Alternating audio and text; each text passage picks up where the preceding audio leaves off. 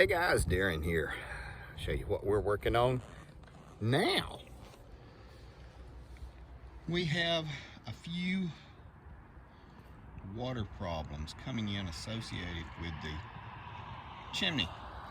And so what I'm going to do, I have tried to get this stuff. This is a mortar silicone combination to seal up cracks up here, but I have not been able to find it. I've gone to 2 or 3 different places.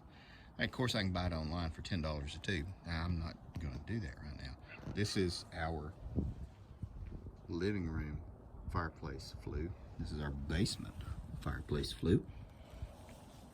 And we cleaned them and all that stuff. I'm getting ready to make a cover for this out of sheet metal. But I want to go ahead and fill in all these cracks all the way around here just to do it. I'll never have to do it again for the rest of my life. And it probably hadn't been done in the 60 years.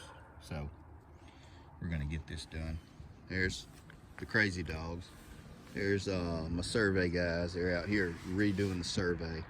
And that'll be good stuff because we can actually finish everything at the back. But this is what we're going to do. To do these cracks, even though it's kind of close to the chimney, all I could find was roofing tar in a cartridge. It's not ideal, but it's not close to the flue, so it shouldn't be a problem. I just want to keep water from driving down into here and getting all the way down and causing a problem. Again, this is something that should only be ever done maybe twice in the life of your house. So that's what we're working on. This is what you can see, and this is what I did. I had 2 tubes of that other stuff, but I can't find it at all. So gonna get started on this, and you can see the house is nice and warm. More to come. Okay guys, now we're back, and yes, see, there's a method to my madness. Those are extra gloves inside of my boggin. Now, this is what we're doing, and you can see I really have to get down inside that crack a little bit more. I'm out here scraping off all the moss, and I just want to show you. You can see some of it. I'm trying to be careful, but that's what we're doing.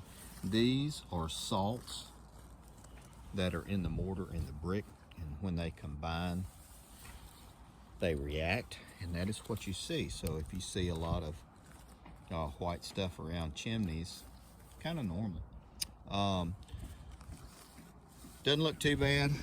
Early this morning, I came out here before 6, and I had the fire going, and you could see this whole area around here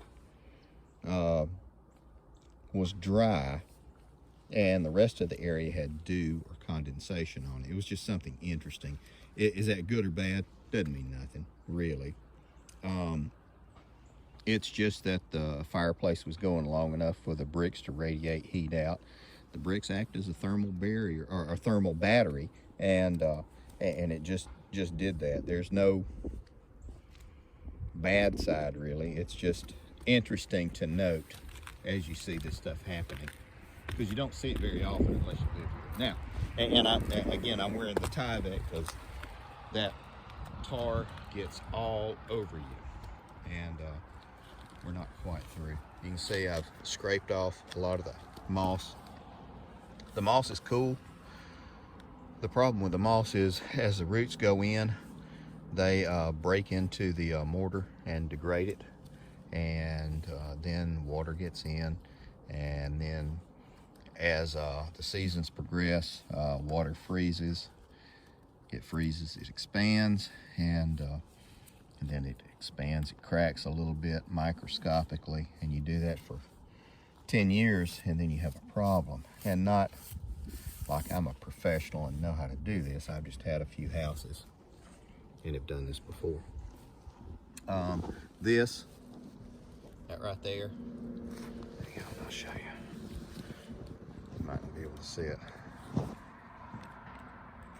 That. We're gonna seal that up because the water's gonna run into there. Now I'll show you a couple of problems I found up here. All of this is gonna have to be resealed. Right there. Right there. Water hits, runs down into that. We're going to address that mainly by, we're gonna put a metal roof on here if we decide to stay here. And then we'll put new flashing and then they'll take care of it, so it's not a problem. It's not leaking in the house or anything. It's just stuff I'm watching and looking into. My survey guys left, and as I suspected, you can see that's where my property line is, and it runs all the way to the creek, which was what I had thought. But that's not what my neighbor had said. So, 1,400 is what that cost me. But look at it this way. I'm not in court and I'm not in jail. So it's a small price to pay. More to come. Okay guys, now I think we're finished. And you can see I had enough to go ahead and seal that little section. We had leaves and moisture that was building up in that little corner. I just ran a bead down here. Again, if we do decide to stay here, we'll probably replace this roof in 2022. You notice that's a flat roof with a low pitch. That'll all be replaced as well. It's in good shape. I just don't care for shingle roofs, and if I can afford to do it right now, I'd rather do it right now and replace it and not have to worry about it for the rest of my life. But the sad thing is, the kick in the butt is, I'm up here. Might as well go ahead and clean out the dang gutter. It's cold today. Take care of your people, guys.